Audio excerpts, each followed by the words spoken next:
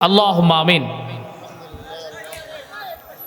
ربنا ظلمنا أنفسنا وإن لم تغفر لنا وترحمنا لنكونن من الخاسرين.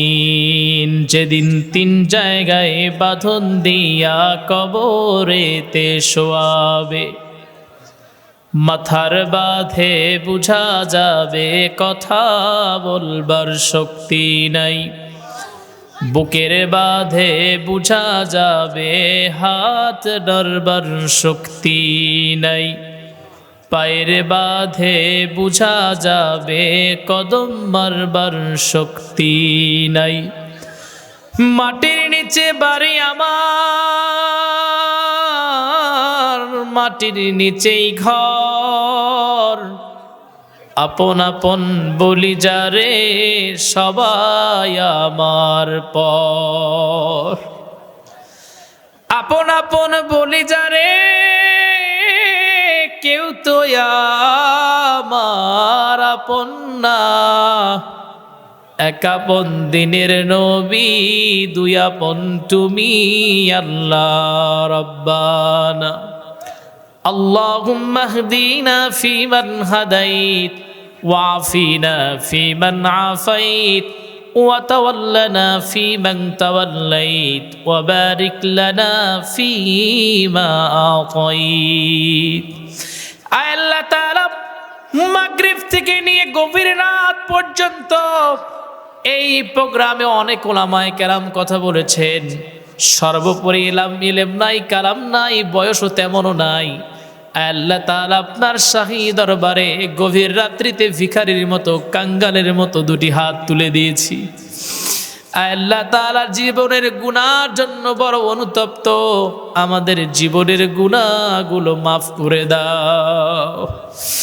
আল্লাহ তাআলা আমরা যারা হাত উত্তোলন করেছি, জীবনে একটা বারের জন্য হলেও মক্কা মদিনার মুসাফির হিসাবে কবুল আর মঞ্জুর করে নিও। আল্লাহ তাআলা এই গভীর রাত্রিতে আমরা কবরস্থান সংলগ্ন হাফিজি মাদ্রাসার প্রোগ্রাম থেকে হাত উত্তোলন করেছি। পাশেই কবরস্থান, এই কবরের ভিতরে নিজের আপনজন বিশেষ করে বাবা মাকে আমার অনেক ভাইয়েরা দাফন করে ফেলেছেন। বাবার মতো নিয়ামত কেউ হয় না, মায়ের মতো নিয়ামত কেউ হয় না। গভীর রাতে যখন বাহিরে থাকি, যখন মাহফিলের জন্য বাহিরে থাকি, একবার মা ফোন করে, একবার বাবা ফোন করে। আমি মাঝে মাঝে রেগে গিয়ে বলি, মা বাবা তোমরা কি ঘুমাও না? নিজেরাও ঘুমাও না, আমারেও ঘুমাতে দাও না। মা রেগে বলে, সন্তান বুঝবা না, তুমি বাহিরে আছো এই গভীর রাত্রিতে, যতক্ষণ পর্যন্ত বাড়িতে না ফিরবা দুটি চোখের পাতা আমাদের এক হয় না। অনেক যুবক আমার কাছে বলেন, হুজুর আমার মা নাই, আমার বাবা নাই। অনেক যুবক এসে বলে, হুজুর আমার মা গত বছর ছিল, এই বছর নাই। আল্লাহ তাআলা যাদের মার বাবা অন্ধকার কবরে চলে গেছেন, মা বাবার কবরগুলো ইয়াউমাল কিয়ামত পর্যন্ত মাফ করে দাও। আল্লাহ তাআলা বিশেষ করে আমার মা বোনেরা হাত উত্তোলন করেছেন। মা বোনদের অনেকের মা বাবা নাই, দুনিয়া থেকে চলে গেছে। মা বোনেরা সেই যে বাবার বাড়ি থেকে স্বামীর বাড়িতে আসলেন, মা বাবারও খেদমত করতে পারলেন না। মা চলে গেল, বাবা চলে গেল, বাড়িটা আজকে ভিটা শূন্য। আয় আল্লাহ, ঘর শূন্য, ওই বাবার বাড়িতে যাওয়ার জায়গা নাই। আমার মা বোনদের মনে অনেক যন্ত্রণা, স্বামীটাও ভালো আচরণ করে না, মেয়েটার বিয়ে হয় না, সন্তানের চাকরি হয় না, মা বোনদের কত যন্ত্রণা, কত টেনশন। আল্লাহ তাআলা আমার মা বোনদের সকল টেনশন, সকল যন্ত্রণা, সকল কষ্টগুলো দূর করে দাও।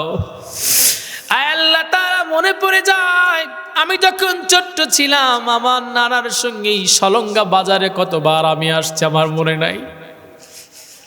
আজকে যেই জায়গায় আমি কথা বললাম, আজকে যদি আমার মামাটা বেঁচে থাকতেন, আজকে আমার নানা বেঁচে থাকতেন, কত খুশি হতেন, আমার বলার ভাষা নাই। আয় আল্লাহ তাআলা ওই তেলকুপির কবরস্থানে আমার মামার লাশটাকে দাফন করেছি। আমার প্রিয় নানা, যিনি সারাটা জীবন আমার জন্য দোয়া করেছিলেন, হাফিজি মাদ্রাসায় দিয়ে আসছিলেন, ওই নানাকে ওখানে দাফন করে দিয়ে আসছি। আয় আল্লাহ তাআলা, আমার নানা সারাটা জীবন আমার জন্য দোয়া করেছেন, আমার নানার কবরটারে মাফ করে দেন, আমার মামার কবরটারে মাফ করে দেন।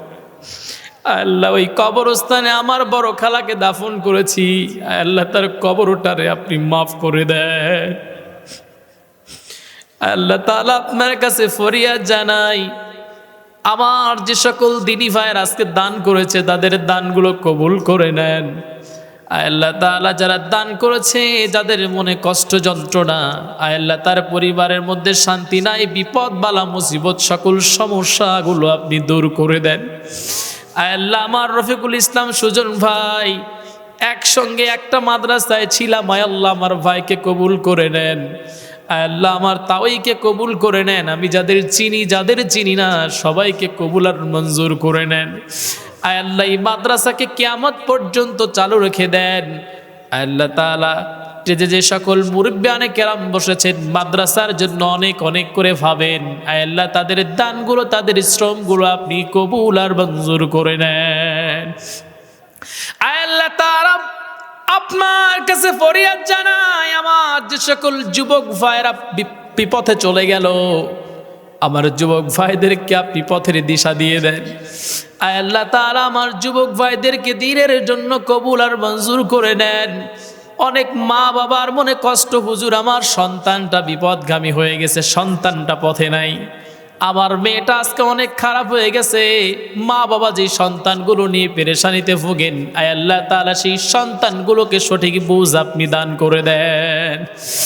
আয় আল্লাহ যেদিন আমরা দুনিয়া থেকে বিদায় হয়ে যাব, সেই বিদায় লগ্নে আর কিছুই চাই না, শুধু প্রিয় নবীজি মুহাম্মাদুর রাসূলুল্লাহ সাল্লাল্লাহু আলাইহি ওয়াসাল্লামের চেহারা মোবারকটা দেখতে চাই। আমি বিশ্বাস করি মৃত্যুর যন্ত্রণা লাঘব হয়ে যাবে যদি একটা বারের জন্য নবীজির চেহারা মোবারক মৃত্যুর সময় ভেসে আসে।